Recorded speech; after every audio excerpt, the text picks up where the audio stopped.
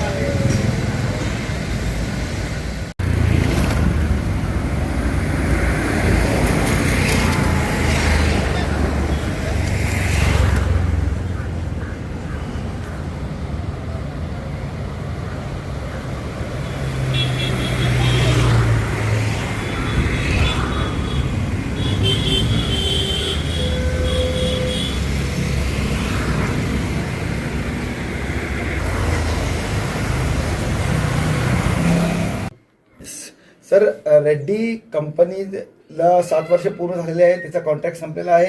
1 April पासून नवीन western म्हणून गुजरातची कंपनी होती, पण तिचा मुहूर्त टळला, त्यामुळे पूर्ण शहरभर जिकडे तिकडे कचराच कचरा आहे।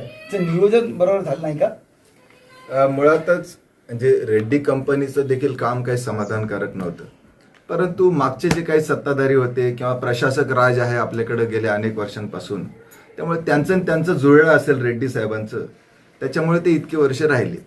आता रेड्डींना सोडवत पण नव्हतं यांना, परंतु कॉन्ट्रॅक्ट रद्द झालेला आहे। आता नवीन कॉन्ट्रॅक्ट द्यायला पाहिजे। आता नवा भिडू नवा राज सुरू झालेला आपल्याकडे, आणि आपल्याकडचे जे सगळे काही खाजगीकरणाचे जुने जे प्रोजेक्ट होते, AMT असेल, ती स्पेक नावाची एक वसुली करायची कंपनी आली होती ती असेल, किंवा औरंगाबाद युटिलिटी असेल, ह्या सगळ्या कंपन्यांचे त्यांचं काय आर्थिक व्यवहार होते हे सगळ्या जगाला कळालेलं आहे। म्हणून 300 कोटीचा प्रोजेक्ट हा आता 1000 कोटीच्या पुढं, 2000 कोटीच्या पुढं चाललेला आहे। हे सगळं काही लपलेलं नाही, आणि लोकांना सांगतोय की मतदानाच्या वेळेला ह्यांनी जो खर्च केलेला आहे तो तुमच्याकडून वसूल होणार आहे या कंपन्यांच्या द्वारे।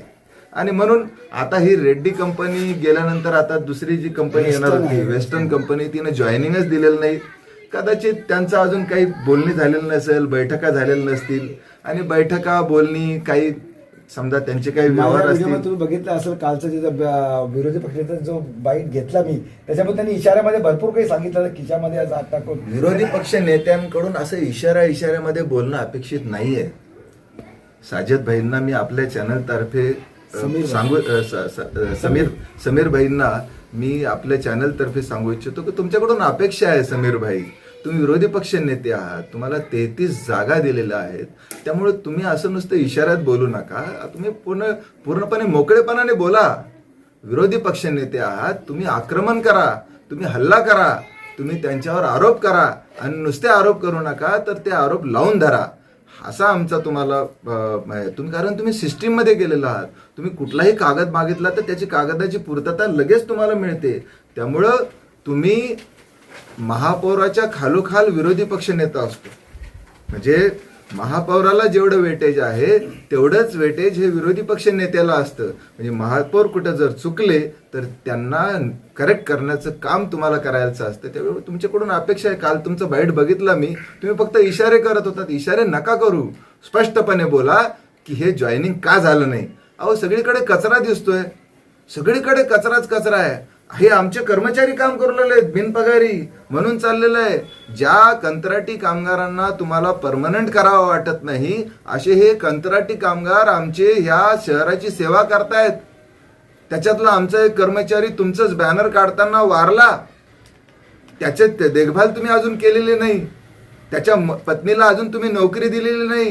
हे सगळे कंत्राटी कामगार या शहराची सेवा करतायत. महापौर किंवा मंत्री किंवा आमदार किंवा खासदार शहराची सेवा करत नाहीत, हे आमचे कंत्राटी कामगार करतायत.